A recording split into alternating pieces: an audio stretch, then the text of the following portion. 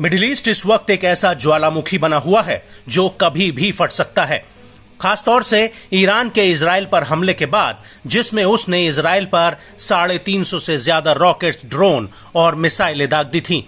और इसके बाद 19 अप्रैल 2024 को पश्चिमी मीडिया में ये खबरें आई थीं कि इजराइल ने ईरान के इस्फहान शहर पर ड्रोन अटैक किया था, जहां पर ईरान के परमाणु ठिकाने हैं।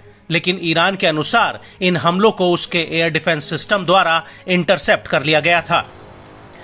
लेकिन इजराइल के इस हमले के बाद से ही ईरान और ज्यादा सतर्क हो गया है। वो अपने हथियारों के बेड़े को और मजबूत करने में लग गया है। और इसी क्रम में अब ईरान को एक ऐसा हथियार मिलने जा रहा है जो पूरे मिडिल ईस्ट में इजराइल और अमेरिका के लिए एक बड़ा खतरा बन सकता है। दरअसल ईरानी सेना से जुड़े एक media house student news network यानी SNN ने 20 अप्रैल 2024 को खबर दी थी कि अगले हफ्ते ईरान को रूस से Su-35 लड़ाकू जेट्स मिल सकते हैं। और SNN की इस खबर के आधार पर ईरान के कई मीडिया हाउसेज ने ये खबर चलाई थी। हालांकि SNN ने खबर वायरल होने के बाद अपनी वेबसाइट से उसे डिलीट कर दिया था। वहीं ईरान ने आधिकारिक रूप से इस रिपोर्ट को खारिज कर दिया था। इससे पहले ईरान ने जनवरी 2023 में इन फाइटर जेट्स की डिलीवरी की बात कही थी। लेकिन अगर ये बात सच साबित होती है तो इजराइल के साथ उसके तनाव में ये बहुत बड़ा टर्निंग पॉइंट होगा।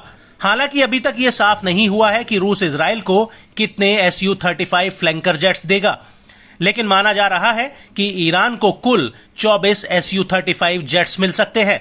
वहीं दूसरी तरफ पिछली गर्मियों में ईरान के एक पत्रकार ने खुलासा किया था कि ईरान ने रूस को 50 Su-35 फाइटर जेट्स के लिए साल 2021 में ही पैसा दे दिया था। हालांकि ये साफ नहीं है कि यूक्रेन युद्ध को लेकर लगाए गए प्रतिबंधों के बीच रूस इतने ज्यादा जेट्स ईरान को दे पाएगा या नहीं। आपको बता दें कि पिछले शनिवार को ईरानी मीडिया ने कुवैत के अरबी अल जरीदा न्यूज़पेपर का अपनी रिपोर्ट में हवाला दिया था, जिसमें दावा किया गया था कि ईरान को पिछले साल ही सुखोई 35 जेट्स मिल चुके हैं, लेकिन रूस ने उनके अन्य उपकरण ईरान को नहीं दिए थे, जिसकी वजह से उनका इस्तेमाल नहीं किया जा रहा है। और इस रिपोर्ट में यह भी कहा गया था कि रूस के ऊपर इजराइल और अन्य अरब देशों का दबाव है, जिसकी वजह से उनकी डिलीवरी में देरी हो रही है। हालांकि अल जरीदा के दावों का कोई वीडियो, फोटोग्राफ या सैटेलाइट इमेज सबूत के तौर पर नहीं मिला है। हालांकि 2023 में सैटेलाइट से ली गई एक तस्वीर में ईरान के अंडरग्राउंड एयरबेस के बाहर Su-35 जेट्स का एक नमूना जरूर खड़ा हुआ दिखा था।